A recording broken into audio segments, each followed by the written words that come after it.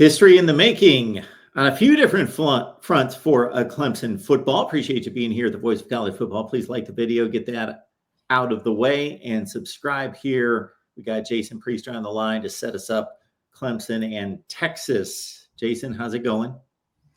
It's been a pretty busy week, man. How about you? You bet. It's been a busy week. This transfer portal situation used to not be a thing at Clemson, but wow, people are shocked. Has the Earth stopped spinning? Has it turned on its axis yet? I mean, to some people, it probably has. But there's a wide receiver out of Southeast Missouri State and possibly some others.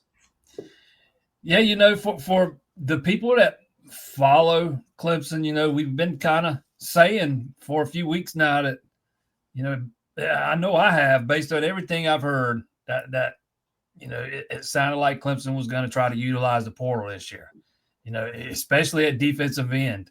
And I know people get aggravated because they don't hear a lot of news coming out. They don't see guys taking visits. Well, this guy popped off last night. I don't think anybody even knew he was on campus. I know I didn't. I didn't know anything about him until he announced. That is just how tight-lipped all this stuff's been. They like to kind of do some of this stuff in the dark, in the shadows, if you will. And with this guy, at least, it's worked out. They have the defensive end from Purdue that came in Sunday night for a visit. Not sure if he left last night or early Tuesday morning, which would be this morning. But I know that's a guy that's kind of at the top of their wish list at end. And the end is absolutely a position they want to address. If you've watched enough Clemson this year, that is a position of need. That spot opposite T.J. Parker has been a problem most of the season. You only brought in one in the 2025 class, so you almost have to go and grab someone out of the portal. We'll see if they can close the deal on the help kid, with the defensive end from Florida announcing a commitment to LSU yesterday. That probably takes one of your competitors out of it, but Texas A&M still sitting there. They're still after him. So we'll see how it plays out. Even if you miss on this guy, I would fully expect Clemson to find somebody else and go after them.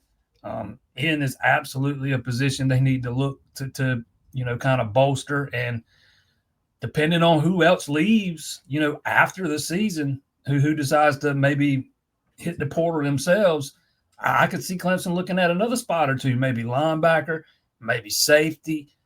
Their punter's leaving. He's out of eligibility after this season. The guy behind him, we've not seen much of him. He was a big-time recruit coming out of high school, but every time Dabo talks about him, the word inconsistent seems to be used. So, how crazy would that be? The first time you're really utilizing the portal and you're going to get a punter out of it. I don't know if they'd go down that path. It's just something that's occurred to me. I do think linebacker and safety are maybe two other spots you might want to look at it if you start losing a guy or two out of those rooms. How is Dabo Swinney explaining this? Is he explaining this as a change in philosophy or explaining this as we really didn't change our philosophy? We just have a situation or two pop up that we didn't have before?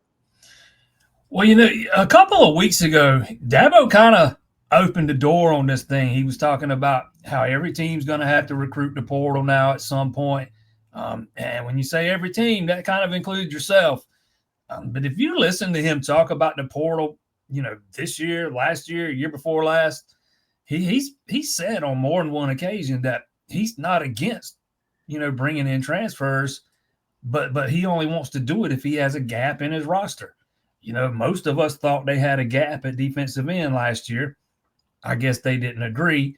Turns out I think that was a miscalculation and it's played out that way, and they're trying to address it now. But, if you go back to last offseason, they tried to bring in, or they went after, 3-4 different offensive linemen, just didn't land any.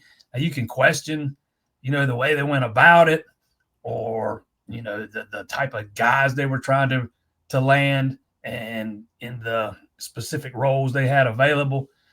Maybe the way they went about doing it probably wasn't the best of ways possible, but maybe they've taken the some of the lessons learned from last year and applied it now. And, again, this kid, this receiver they just landed, I mean, there was not a whisper of it, nothing. He had been on campus like 24 hours and nobody knew. So kudos to the staff for keeping all that stuff under wraps. Again, it has been so tight-lipped. It's fun to, speculate about who they might be targeting, but you just don't ever know until it pops. Like, for example, Aaron Nolan goes in the portal from Ohio State. Clemson recruited Aaron Nolan hard coming out of high school. Automatically, Clemson fans think they should be pursuing Aaron Nolan. Why? Your quarterback room's full. You just brought in a kid in this class. Aaron Nolan, no offense to him, this might sound like a knock. I don't mean it to be, but he's already shown he's willing to bolt after 1 year. Guarantee you that guy's looking to go play somewhere. And, assuming Cade Klubnik comes back, which I am assuming he is, Clemson's got their starter. Why go and spend the money on a player like that when it's not even one of your top 3 needs? That money could be better utilized somewhere else and addressing, weaker spots on your roster. Just to give you an example. Got Jason Priester here to break down Clemson football, of course.